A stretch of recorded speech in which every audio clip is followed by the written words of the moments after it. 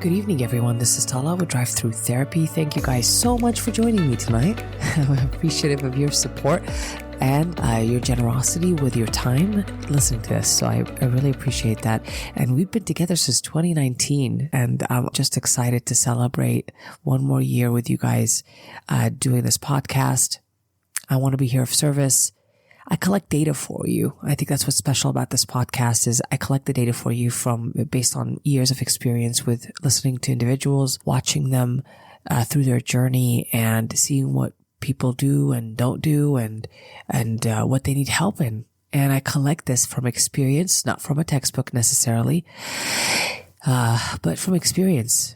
And I think any therapist could tell you that it's just not everything is learned in a textbook. Not everything has a clinical label on it. A lot of things that we deal with in treatment are just human things, human conditions, and we don't have a label on it. Just like today's topic, we don't have a label on it, but it is something that happens quite a bit in treatment that I have seen in the past, and I've collected data on this to help you out today. This specific phenomenon is answering the question of whether we could still be friends after a breakup.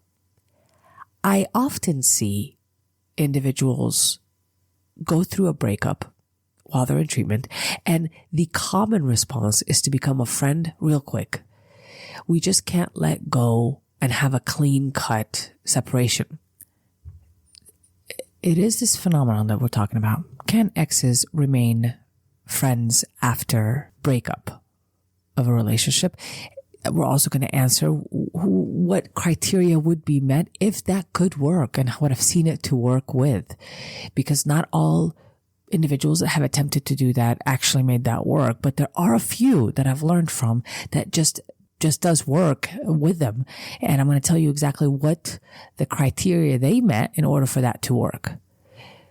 It is very difficult for the human psyche to consolidate the idea of loss. Really, a loss is one of those emotions in the human psyche that requires a grieving process, coping with loss. So we don't like to grieve. We don't like to go through loss and experience it. The average person will try to avoid this pain in many different ways. Freud talks about all these defense mechanisms that we will develop in order for us to avoid pain as human beings. And he calls those ego defense mechanisms. One of them happens to be denial. So, interestingly enough, it actually corresponds with the stages of grief, which also has one stage, which is the first stage. It's denial as well. So, you see the theme here? It's like one of the biggest things when we grieve that we go through is denial. First thing, denial is another way to say that I am not able to accept the truth about whatever it is I'm looking at. I will live in a fantasy. I will tell a story about it that isn't really real, but it feels better to tell that story about whatever it is I'm looking at. Because if I just take the information I'm looking at as is, it's just hard for my brain and my emotions to consolidate and deal with. But unfortunately, that is in fact the case with loss. It requires us to move past the denial stage. But at first, we are all in denial, friends, that we just broke up with someone and it's just a breakup. It's nothing that we can really, there's no way to soften this road and make it less bumpy. It just is bumpy at first because grieving a loss is bumpy. And any attempt to, how do I put that? Any attempt to soften that road, it just doesn't look right. Denial is one of those ways that we attempt to soften that road, and we get back too quickly with the person. So we can't let them go at all as a person, right? We will say things like, I could still be friends with them, even though I might have lingering emotions left, like resentment, unresolved issues with that person, jealousy. And all I'm using is a kind of a quick way to, I'm quickly putting all that aside. I'm denying the truth here that I have these lingering emotions and unresolved issues. And I'm only using the feeling of I miss them as a way to reason getting back together with them as a friend. That, yeah, no, I could still master myself as a friend with them. I could still conquer my emotions with them. And unfortunately, that dismantles real quick when old issues arise, because they will arise in the way I communicate with that person, especially if that is one of the reasons why this relationship was dismantled. So denying or denial of the facts is just the main thing I got to worry about with individuals that are trying to get back so soon as friends, because of some of the fears that I'm going to talk about. Why do we do that? Why do we get back real quick? One, like I said, is denial. Second is fear. I think fear of being alone, fear of change, because when I'm with this person, they take up space psychologically in my head, right? Of communicating with them throughout the day, anticipating when I'm going to see them, making my schedule surrounding them, stuff like that. So to break up with them, I still have to deal with my mind seeking those routines that established with them. And so they're going to remember that this loss throughout the day in the beginning. So there is a fear of going through that change, and waiting that out, that eventually my mind is going to have a new routine that it's going to get used to, and I will be able to let go, and it'll be fine. It won't be the end of the world. But we don't want to sit through that, wait that out, gently and kindly. So what we do real quick, so this way we can avoid this waiting out and psychological transition or change. We don't want the change. So we quickly ask them to be friends. And again, this results in trouble, because I don't think everything that's not going to be resolved, or whatever problem we had is not going to be resolved quickly in that moment. It's just going to go back to the old ways eventually, the old expectations we have each other, and also the disappointment in not meeting expectations with each other. Basically, that's what's going to happen. So those are some of the things that I think we need to be careful with in the beginning: the denial and the fear of change, maybe fears of abandonment. I don't want to be alone. People consciously say, no, I can be alone. I've been alone before. But in reality, if we're good with being alone, if we're really, really good with being alone, we would leave something that's toxic a little quicker than we usually do, but we don't, right? So we have to admit there's a part of us, even though consciously we don't want to admit it, our pride doesn't want to admit it, that I have difficulty being alone, and I have a fear of abandonment, which makes me want to hold on to a person, even if maybe things just are not working. So in this case, you really got to think about when you break up with an ex, what's your motive for coming back with them too soon? And you really have to practice self-honesty here. Is the motive denial? Is delusion the motive?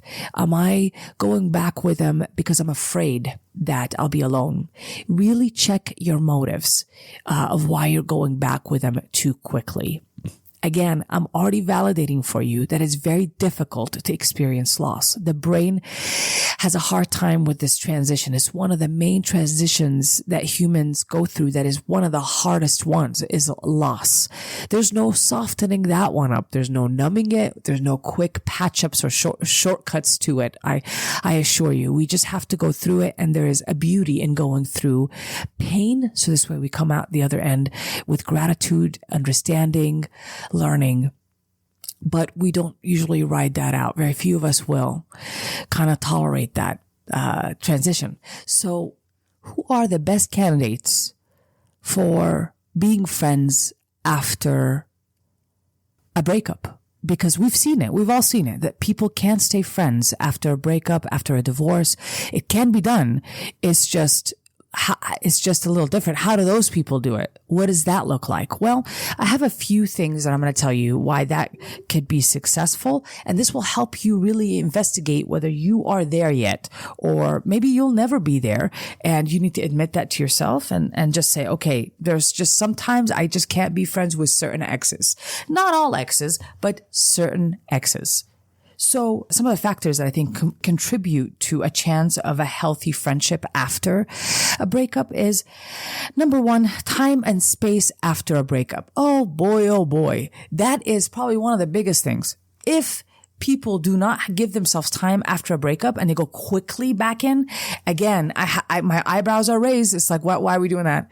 Why are we just not sitting through the transition that I told you was going to be hard? Just sitting through it, thinking it through, accepting the harsh truths that we need to accept, whether we are just not good communicators, we're not compatible in any way. I got to go through all this loss and this grieving, right? And you're saying that you're going through the grieving real quick, you're done, and that you need to go back and be friends. That doesn't necessarily work. So at first, time and space in separation really provides an opportunity to grieve properly, to see things a little more accurately because you're a little distant from the relationship itself and the intensity of the emotions involved. And you'll see things a lot more with clarity, which is wonderful. That's what we're wanting. But again, time and space is not always offered. So we quickly go into that and rush into back being friends. Doesn't usually work. I really don't recommend that. So the second factor that contributes to a healthy relationship after a breakup between two exes is both people having moved on to some extent. So time and space, and that people moved on.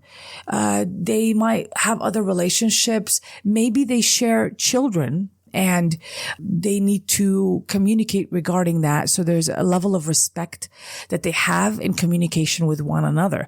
But just because we share children does not mean we're good at communicating. Some people just need to be cut off. I'm just being real with you. It's like not everybody who I'm having a baby with is going to be somebody worth talking to. It's just not going to be a good contribution. So what do? We just kind of make sure that we check our motives of why we're being friends with them. Because so if they're not helping along with the child in financially and as a co-parent, then we got to check our motives, why we continue communicating with them. Let them go. Because it's just going to turn into more resentment. I'm going to lose my peace. And there's no need for that today. I can't afford that. So be aware that the factor of both people having moved on does help, friends, along with time and space to work towards a friendship. Okay. And respectful communication. Now, one of the most important things a factor that you also need to consider in a healthy friendship with exes is both exes having clear boundaries. So not only have they emotionally moved on, but they're making clear boundaries. We don't really communicate and text each other all damn day. And intensity that we used to have as a couple and maintain that in friendship. Look, I have friends. We don't talk that much, but they're still my friends, right? But I don't need to be talking to them all day long. That doesn't need to happen. So if you are doing that, then more likely your motive isn't friendship. It isn't friendship. It's I can't let go. And I'm having a hard time with that transition. So let me keep them close. So clear boundaries for me indicates that the individuals are ready. They're ready to be friends. But again, look at the two things I said before. Time and space is needed after a breakup. And also both people having emotionally moved on. They're able to transcend the issues and they're forgiving. Not say that they're forgiving, but hold resentment, but really being honest with themselves, like forgiving. Also, another factor that makes a healthy relationship already with exes is that they already were really good friends. It's just the breakup is mutual and both people respectfully broke up. Yes, I know what you're thinking. Tala, does that ever happen where people respectfully break up? Absolutely. There are a lot of people that don't leave with resentment. They leave with respect and they maintain a friendship after that. I think that's, in this case, it's not unheard of and it makes sense. It's like we already had good communication in a relationship. It just, we're not compatible in some ways and we want to move on and be loved by others, and that's okay. You know, I want you to be loved by another, and I know that you want me to find love. Great, wonderful. Like we really honestly accept these truths and we're letting go in all the other ways, and we just maintain a good cordial friendship, right? It can be done in this case, but definitely it's more successful laying out the foundation or considering the foundation that we are friends and we have respectful communication. We're compatible in that way before the breakup. Okay, friends?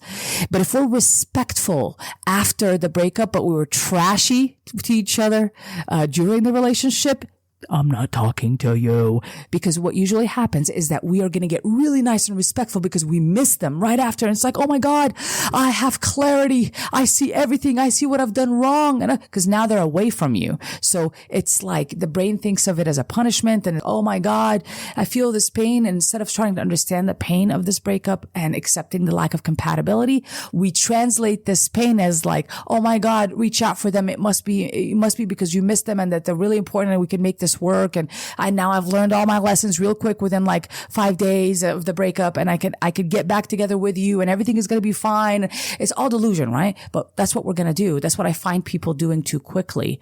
They get back together based on that idea or that feeling. They reason using those feelings. So we want to be aware of that. And finally, one of the most important things that I need people to know that's just going to make so much sense to you and really going to make you think right before you're about to consider your ex as a friend real quick, you're going to have to think about whether in the relationship they lacked certain skills. So for example, let's say, again, we had trashy communication, just terrible communication. Let's say that they were disloyal in some way, unkind to me. Let's say I couldn't really talk to them and they weren't good listeners and they just didn't have skills that would make a relationship work.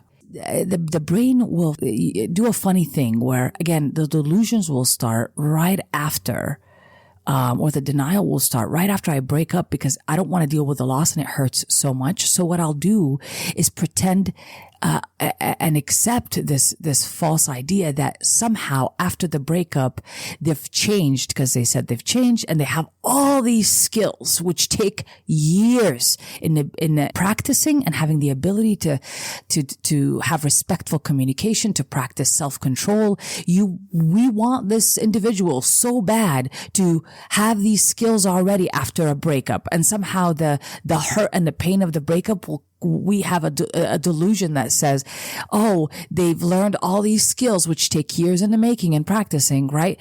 That they have it after they broke up just because they say they do.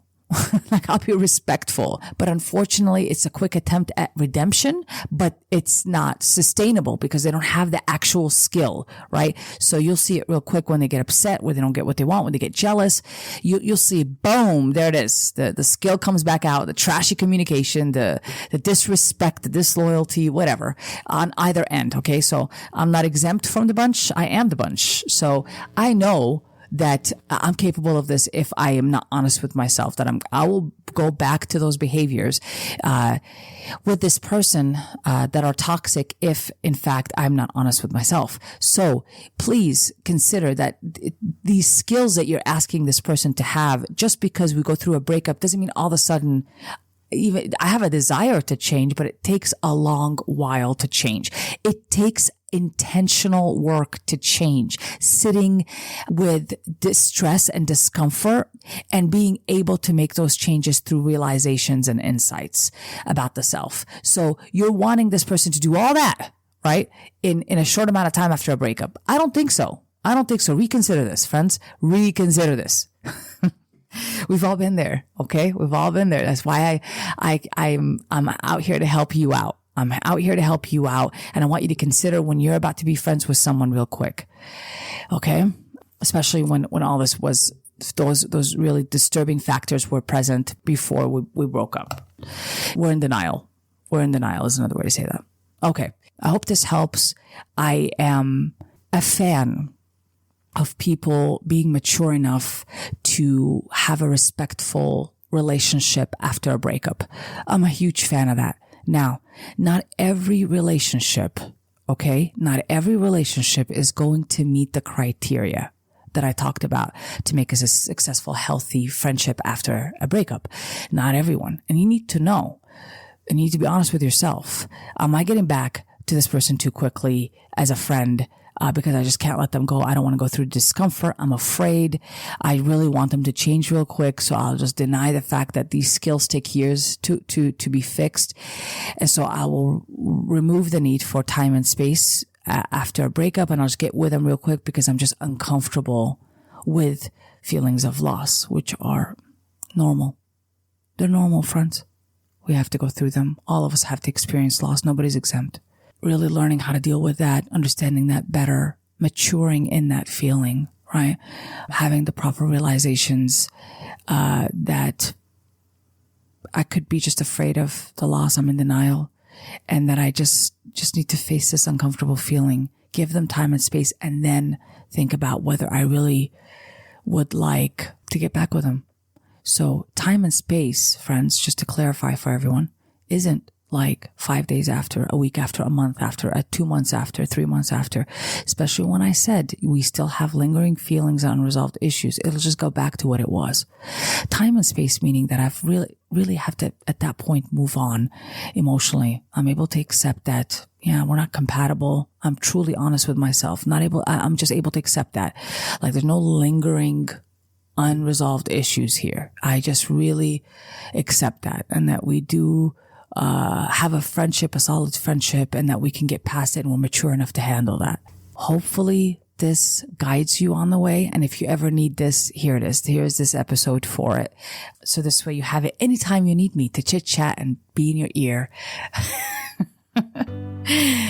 Thank you guys so much for joining me tonight. I am always sending you love and light. Ayn Rand said, "You can ignore reality, but you cannot ignore the consequences of ignoring reality." This has been an episode of Drive-thru.